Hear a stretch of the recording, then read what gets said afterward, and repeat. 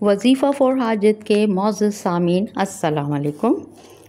उम्मीद है कि आप खैरियत से होंगे। आज जो मैं अमल आपको बताने जा रही हूँ वो बहुत ही रूहानी अमल है। इतना रूहानी कि इसके पूरा होने में यानी ये कि आपकी हाजित पूरी करवाएगा या नहीं 1% भी आप शक नहीं कर सकते, शक की गुंजाइश ही नहीं है। बहुत ही रूहानी फैज़ रखने वाला ये अमल है। क्यों? ये इतना रूहानी अमल क्यों है? क्योंकि ये अल्लाह के अस्माए हुस्ना यानी अल्लाह के प्यारे नामों में से एक इस्मे इलाही पर मुश्तमिल है। दूसरा, ये रात को उस पहर में आपको करने का है, इसका जो वक्त है करने का, कि जब हम अपने सब दुनियावी कामों से फ़ारिग हो जाते हैं और हमको तन्हाई नसीब होती है, उस वक्त खुदा हमारे बहुत करीब होता है।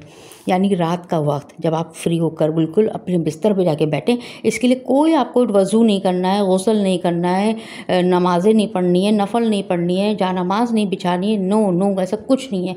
बस जब आप फ्री हो जाएं, सब चीज़ों से फ़ारिग हो गए हैं, तो अपने बिस्तर पे जब आप जाएं तब आप ये अमल करें, लेकिन रात का वक्त, क्योंकि रात को ही इंसान तना होता है, दिन वगैरह में सुबह में कहाँ तना होता है, उसका ध्यान ही हर तरफ होता है। दूसरा, इस अमल को हदिया करने वाली ज़ात रसूल खुदा के ख़ानदान के 5वें चिराग, 5वें इमाम मोहम्मद बाक़र अलैहिस्सलाम हैं। उन्होंने यह अमल हमको हदिया किया है। तो अब सोचें इसकी रूहानी, इसकी दर्जा कितने बुलंद है कि अल्लाह के एक इस्मे इलाही के जिसका आपको विर्द करना है इसके अंदर, उस पर मुश्तमिल है। रात का एक ऐसा पहर है जिसमें इंसान तना होता है और अल्लाह के बहुत करीब होता है। तहज्जुद भी इसीलिए रात को रखी गई है। और तीसरा, इसको हदिया करने वाले, इस अमल को हमें देने वाले, बयान करने वाले सादिकों के सादिक इमाम मोहम्मद बाक़र हैं। ठीक है, तो इसका जो ये अमल है, इसको ये किताब बसाइरुल दर्जात बाबुद दुआ में भी इसका जो है अमल ये मौजूद है। वहाँ से ये लिया गया है और ये अमल मैंने वहाँ से पढ़ा है और मैंने आपको दे रही हूँ। बहुत से लोगों ने इस पर अमल भी किया है, और लेकिन उनकी तो रूहानियत का दर्जा ये था कि एक रात उन्होंने अमल किया और सुबह उनको खुशखबरी मिल गई। तो इस रूहानियत के दर्जे पर फ़ाइज़ थे वो लोग। तो इंशाअल्लाह ताला अल्लाह ताला मुझे और आपको भी इस काबिल करे, हिदायत दे कि हम भी इस दर्जे पर फ़ाइज़ होकर जब ये अमल करें तो आज रात को अमल करें और सुबह हमारी मुरादें पूरी हों। आमीन। तो अब यह है कि जब भी आपकी कोई भी नामुमकिन काम है, बहुत ही अहम हाजित हो, दुआ हो जो काफ़ी अरसे से पूरी नहीं हो रही और आप हर तरफ से नाउम्मीद हो चुके हैं, तो आपको ये अमल एक बार ज़रूर करना है। मेरे कहने पे एक बार ज़रूर आजमाइएगा। अमल करने से पहले आपको कमेंट बॉक्स में अल्लाह का प्यारा नाम या कादिरो, जिसका ये अमल है, जिस नाम का ये अमल है, या कादिरो यानी कुदरत रखने वाला, हर चीज़ पर कुदरत रखने वाला, ये या कादिरो कमेंट बॉक्स में लिख दें और फिर इंशाअल्लाह ताला अमल करें। करना क्या है आपको, रात को जब आप सब मसरूफियात से फ़ारिग हो जाएं और तन्हा हो जाएं बिल्कुल, कि अब आपको कोई काम नहीं करना, कोई आपको बुलाने वाला नहीं है, किसी को आपसे कोई काम नहीं है, कोई लेना देना नहीं है, अब बस आप हैं और आपका वक्त आपके साथ है।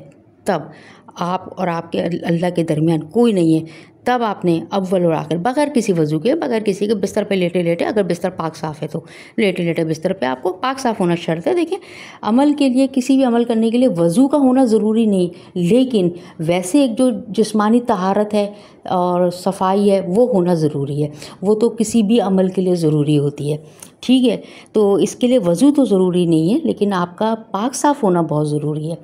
तो आपने ये अमल करना है। और क्या करना है कि आपने रात को जब आप बैठ जाएं तो आपने अव्वल और आखिर 3 बार दुरूद शरीफ कोई सा भी पढ़ लीजिए, कोई मैटर नहीं करता कौन सा पढ़ लें, नमाज का पढ़ लें, दुरूद इब्राहिमी पढ़ लें, कोई सा भी पढ़ लें, लेकिन दुरूद शरीफ पढ़कर 150, न कम न ज़्यादा, 150 150 बार आपने अल्लाह का ये सिफ़ाती नाम है, ये सिफ़ाती नाम याद रखिएगा, या कादिरो, और बहुत आराम से पढ़ना है। या कादिरो ऐसे नहीं पढ़ना है कि तलफ़ुज़ और सब कुछ मीनिंग ही बदल जाए। थोड़ा सा ऐसे पढ़ें कि आपको सुनाई भी दे कि आप पढ़ क्या रहे हैं। या कादिरो, या कादिरो, या कादिरो, या कादिरो, या कादिरो, ऐसे स्पीड भी रहेगी और आपका जो पढ़ रहे हैं वो आपको सुनाई भी दे कि हाँ मैं ये पढ़ रहा हूँ। विर्द करें और उसके बाद फिर आप दुरूद पढ़कर अल्लाह के आगे हाथ फैलाएं।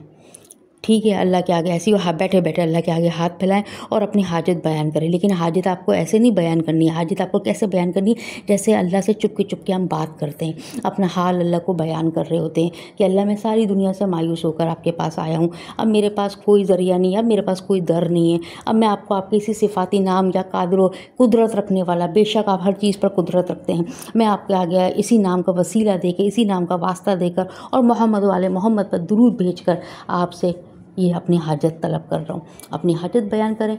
आप देखिए जितनी आप खुलूस के साथ, जितना खुलूस के साथ, मोहब्बत के साथ, ईमान के साथ और रूहानियत के अंदर आप जब रूहानियत आपको पहुँचेगी, तहज्जुद का वक्त ही ऐसा होता है ना कि रूहानियत होती है बहुत ज़्यादा, हम ऑटोमेटिकली अल्लाह के बहुत करीब होते हैं, आंखों से आंसू निकल आए तो समझे बात कबूल ही हो गई। अगर आप अपनी हाजत बयान करते वक्त आपकी आंखों से आंसू गिर जाएं अल्लाह की मोहब्बत में, जब आप उससे बयान कर रहे हो, उससे मांग रहे हो चुपके उसको अपना हाल बयान करके, तो फिर देखिए कैसे आपकी हाजत के सुबह आप उठेंगे। मैं आपको गारंटी देती हूँ कि कुछ दिनों में या फिर उसी दिन जब आप सुबह उठेंगे तो आपके तमाम मसले, जिस मसले के लिए आपने अल्लाह के आगे हाथ फैलाया है, ज़रूर पूरा हो चुका होगा।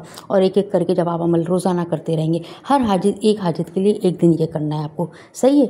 और फिर आप देखेंगे कैसे मसले आपके इंशाअल्लाह ताला हल होते हैं। उम्मीद करती हूँ ये छोटा सा एक प्यारा सा रूहानी वाला अमल, मुजर्रब अमल आपको बहुत पसंद आया होगा। अगर पसंद आए तो शेयर ज़रूर करिए आगे ज़रूरतमंदों को। देखिए मैं आपका ख्याल कर रही हूँ, अहले बैत ने हम लोग का ख्याल किया, हमें हदिया किया, मैंने इसको आगे बढ़ाया, तो अच्छी चीज़ को ना आगे बढ़ाएं, फैलाएं, बढ़ाएं जितना बढ़ा सकते हैं, ताकि किसी ज़रूरतमंद के काम आ जाए तो उसके मुंह से भी दुआएं निकले कि यार इसके मुंह से हमने सुना था, इसने हमें भेजा था, हमारा काम हो गया। तो खुद सोचें फिर आपके काम कैसे नहीं होंगे, अल्लाह आपके तमाम रुके हुए कामों को फिर पूरा करेगा। वीडियो को लाइक ज़रूर करिएगा। नए सब्सक्राइबर जो आए हुए हैं नए, वो सब्सक्राइब ज़रूर कर लें और अपनी दुआओं में मुझे याद रखिएगा। फ़ी अमानिल्लाह।